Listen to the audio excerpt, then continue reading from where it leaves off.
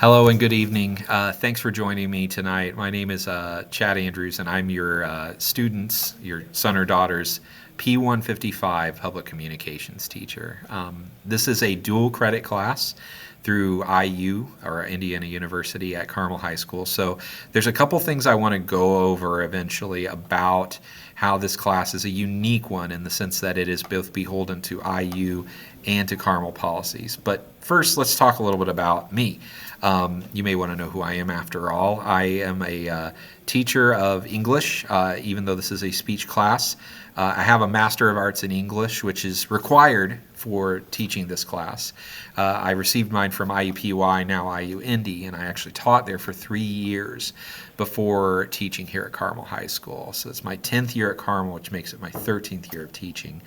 And one really cool thing about this is that it really I bring a lot of the experience that I had teaching at the university level into my high school classroom. And in fact, the rigor and I'll say the way in which I teach this class is precisely the way I would have taught it at IU Indy.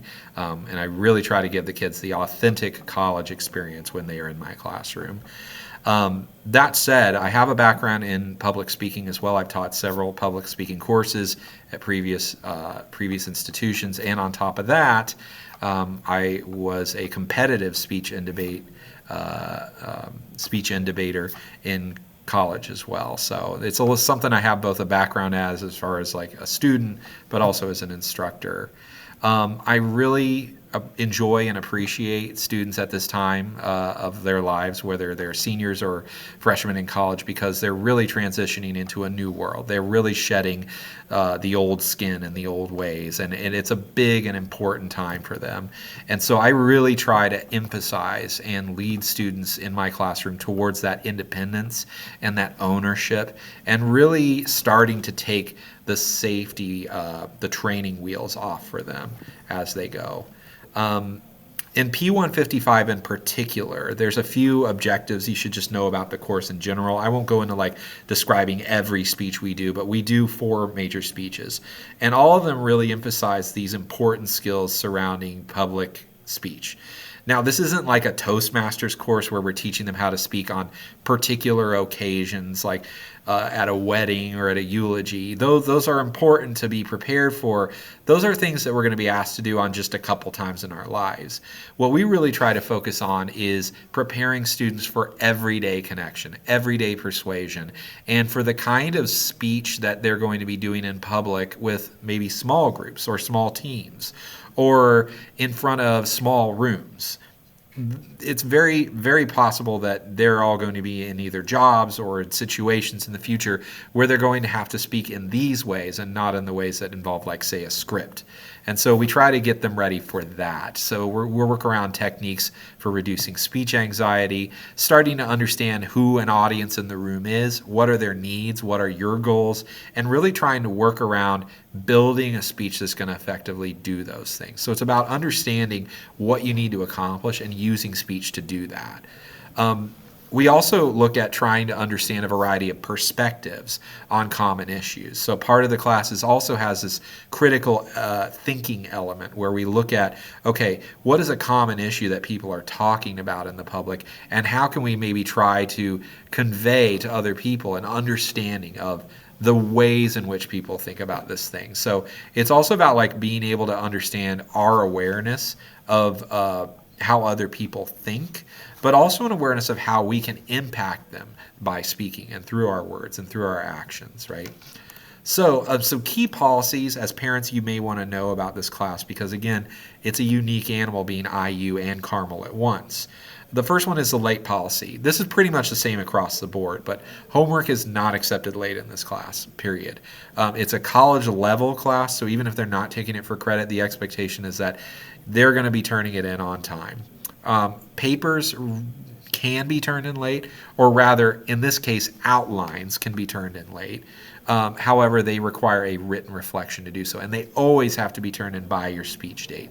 It's really important, though, to note that on speech days, their attendance is absolutely imperatively mandated. They have to be there on a speaking day.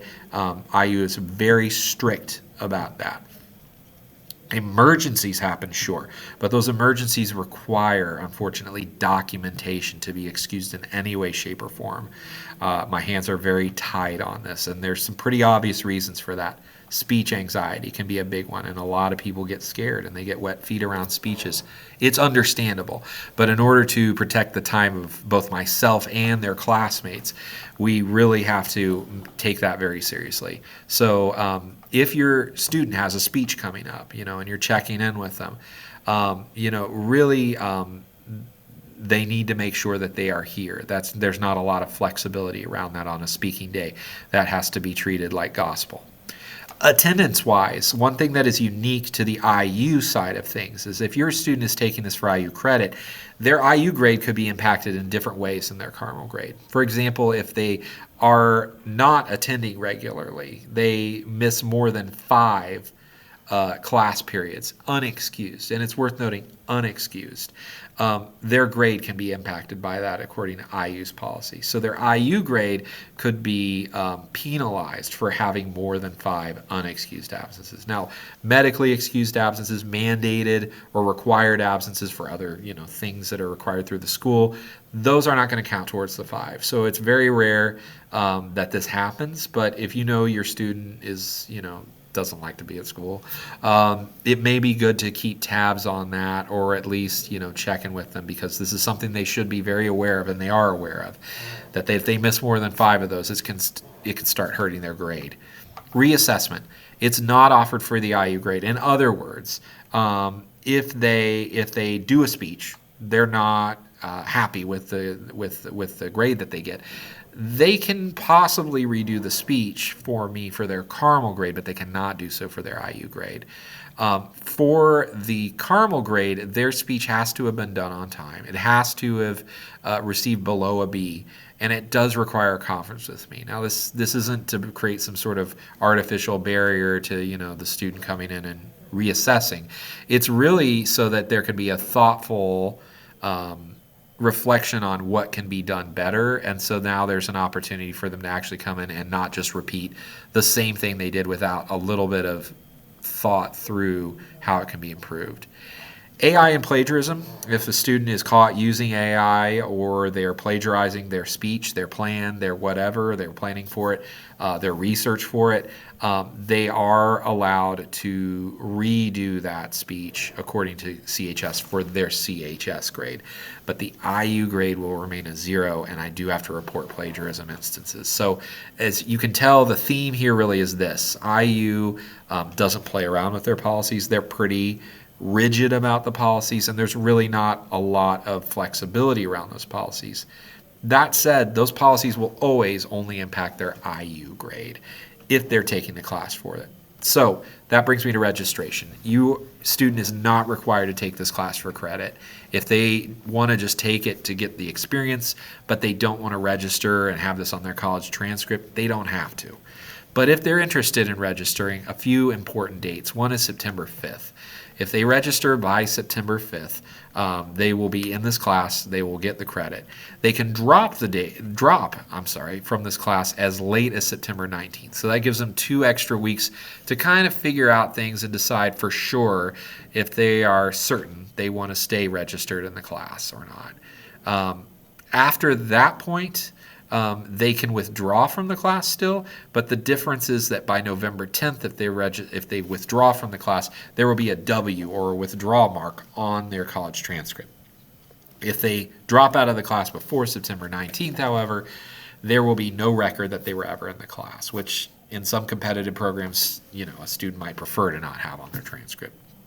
That said, I always welcome your questions, your engagement, and if you ever have any of those, please reach out to me if you want to talk to me about what's going on and what we're working through. I'm happy to help, and thank you so much again for taking the time to check in on your son or daughter's education. I appreciate it, truly.